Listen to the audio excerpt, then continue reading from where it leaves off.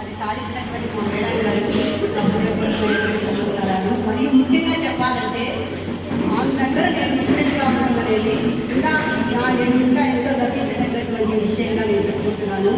నేను కరోనా టైంలో నాకు కొద్దిగా ఎక్సర్సైజ్ అంటే చాలా మంచి, అందుకని కరోనా టైంలో నేను ఇంట్లోనే ఉండడం జరిగింది.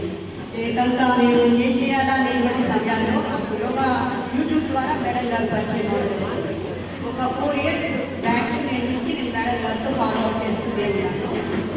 అంటే బాగా మాకు చాలా మంచి సంబంధం అనమాట. ఎట్టంటే టీచర్ స్టూడెంట్ సంబంధం కానీ అంటే ఏమనుకుంటాను ఎట్టంటే కర్ర లేని టీచర్ అని చెప్పాలి. మేము అందుకంటే చాలా చాలా చిన్న ఉంటుంది, పెద్దవాళ్ళు మేమంతా. అయినా కానీ కర్ర ఒక చేతిలో ఉంటుంది, కానీ ఇంకా వర్క్ విషయంలో ఆ డ్యూటీ విషయంలో ఖచ్చితంగా మేము ఫాలో అవ్వాల్సిందే. యాజ్ ఏ గుడ్ టీచర్ అనేది చెప్పాలి మేము మేడం గారు. ఎందుకంటే నేనంతే ఎస్కేప్ అయినా కానీ వదిలే సమస్య పక్క రోజు అది మొత్తం ఆ వర్కౌట్ చేసి కంప్లీట్ చేసుకొని పోవాల్సినటువంటి అటువంటి మంచి గుడ్ టీచర్.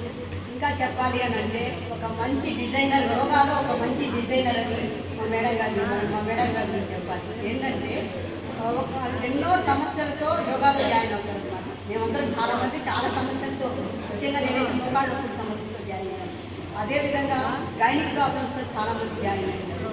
అదేవిధంగా వీపు నొప్పి అట్లా చాలా చాలా సమస్యలతో జాయిన్ అయిన వాళ్ళందరికీ ఒక డిజైన్ చేసి యోగాని ఆమె ఇవ్వడం జరుగుతుంది. ప్రతి ఒక్కరికి వాళ్ళ సమస్యలు తగ్గాయి అని మేము క్లాస్లో ప్రతిరోజు మేము మాట్లాడుకుంటాము. కనీసం 5 minutes మా సమస్యల గురించి మేము మాట్లాడుకుంటుంటే ఆ సమస్యలు చాలా పరిష్కారం అయ్యాయి మా క్లాస్లో చాలామంది చెప్పలేదు. నాకు కాళ్ళు అసలు పూర్తిగా కాళ్ళు అనేదే లేవు. అటువంటి స్థితికి నాకు మేడం గారు తీసుకురావడం